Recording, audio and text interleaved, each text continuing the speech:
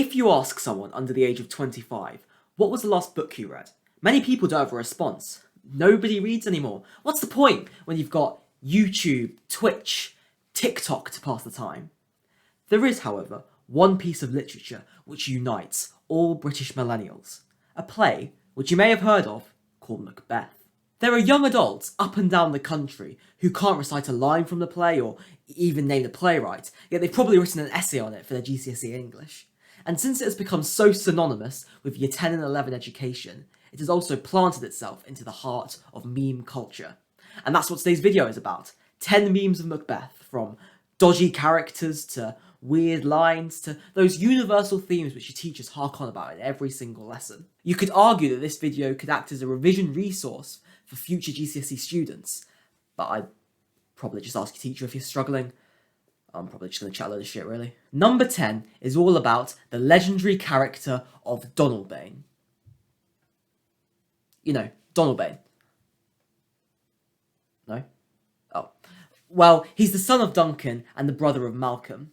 And he's just this random character that just occasionally appears earlier on and has like 3 lines. But then after Duncan's murdered, he just fucks off to Ireland and never returns. He's just like Fleance, who flies after his father Banquo was murdered, and then you never see him again.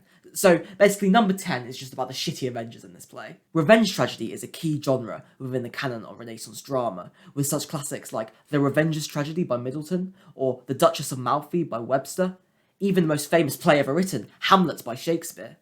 Yet the Avengers in this play just can't be asked. Especially Malcolm, the eldest son of Duncan, but Malcolm is such a meme that we're actually going to speak about him a little bit later. So now we've quickly gone over the irrelevant characters, let's talk about a much more famous one. Let's talk about the character of Hecate. Or Hecate? Hecate? Well, whatever she's called, she's basically the goddess of the witches, and she only appears in one scene in Act 3, and that scene is cut from every single production of Macbeth. In fact, scholars argue that the scene wasn't even written by Shakespeare, but was inserted later after his death, and it's taken from the play The Witch by Middleton. So basically, there's this scene in Macbeth that advances the plot in no way whatsoever and wasn't even written by Shakespeare. So if you're studying the play, you could probably skip over that scene. I mean, the board wouldn't test you on some random character that only appears once, right? We'll get to that later. But on the subject of witchcraft, let's talk about the witches themselves. Back in the day, people were terrified by these demonic creatures. Yet realistically, theatres should be much more afraid of them now, because they single-handedly ruin any production of Macbeth staged in the 21st century. Directors have constantly tried to present the witches in inventive ways, such as in the recent National Theatre production, where they all spoke sort of back to front, kind of like Macbeth.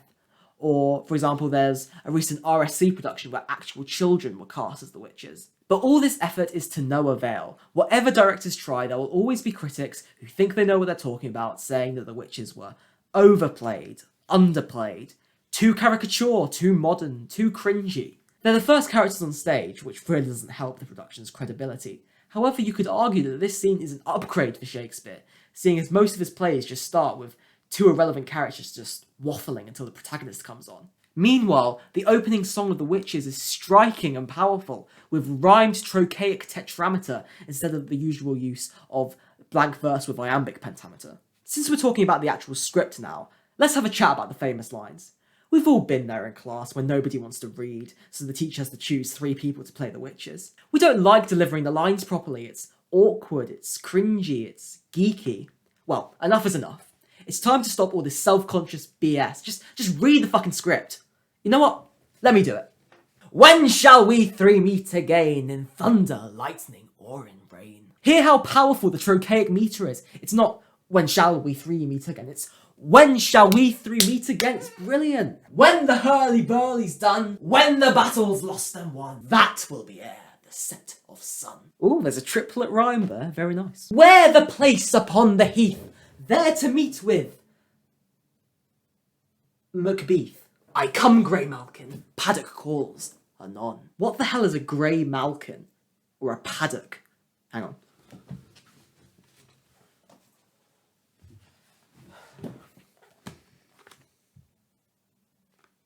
Apparently it's a frog or a cat. Fair enough. And then it ends with a famous rhyming couplet, Fair is foul and foul is fair, hover through the fog and filthy air. The only lines more famous than this one are the ones that begin each of Macbeth's soliloquies. There are some absolute bangers. If it were done when 'tis done, then 'twere well it were done quickly. Is this a dagger which I see before me?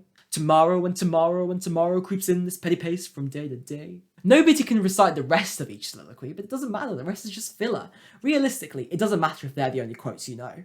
In fact, realistically, it doesn't matter if you haven't learnt any quotes for your exam, because the only thing you need to know is that the main theme of the play is ambition. It doesn't matter how poorly written your essay is, just repeat the word ambition and you'll get a good mark. It's all about ambition. Macbeth's ambition is encouraged when the three witches tell him that he'll become king, and he becomes even more ambitious when they tell him that he can't be defeated unless trees walk to his castle, and he can only be killed by someone who hasn't been born of a woman.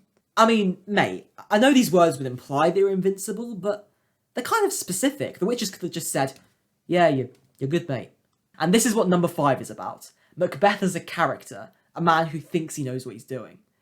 Now, I know that is actually what a tragic hero is, by definition. A man who falls into chaos because of his faults and poor decisions. However, Macbeth is just such a meme.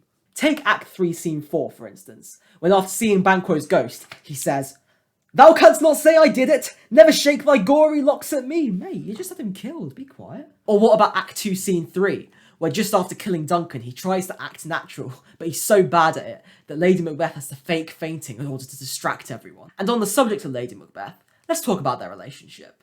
Now, realistically, Lady Macbeth is the alpha of the relationship, which there's nothing wrong with that, but Macbeth, he's not even a beta or a delta or even an omega. He's just fucking weird. Anyway, as I'm sure your teacher has repeatedly said, a key analytical approach to this play is the study of gender. You all know the go-to quotes written on everyone's revision flashcards. Lady Macbeth is a complex character. She shouts, "Unsex me here," dreaming of gaining power of her own.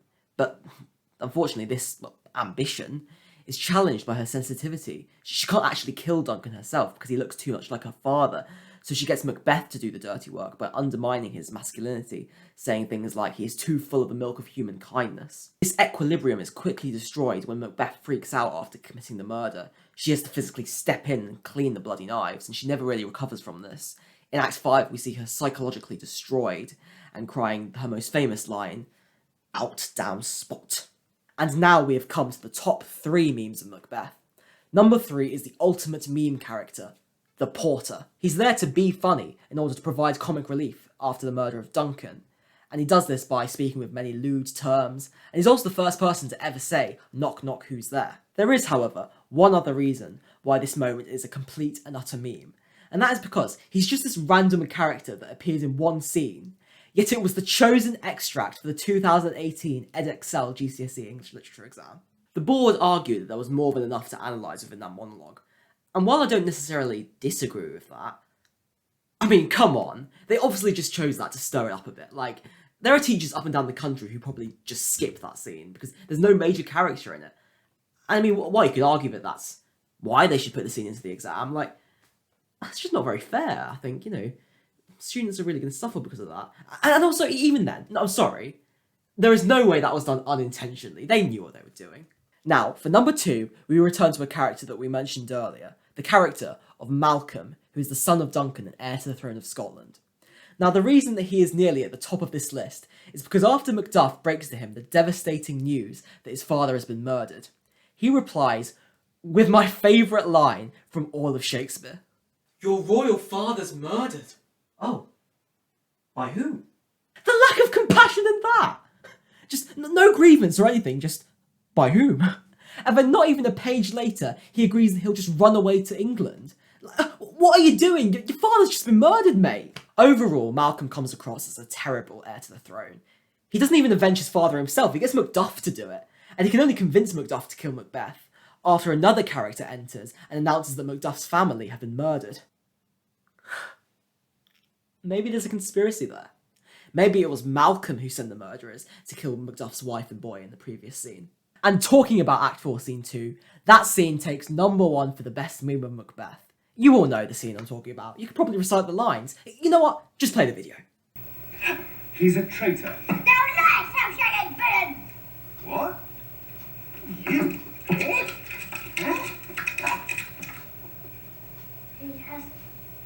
Hey, Mother. I'm not where I...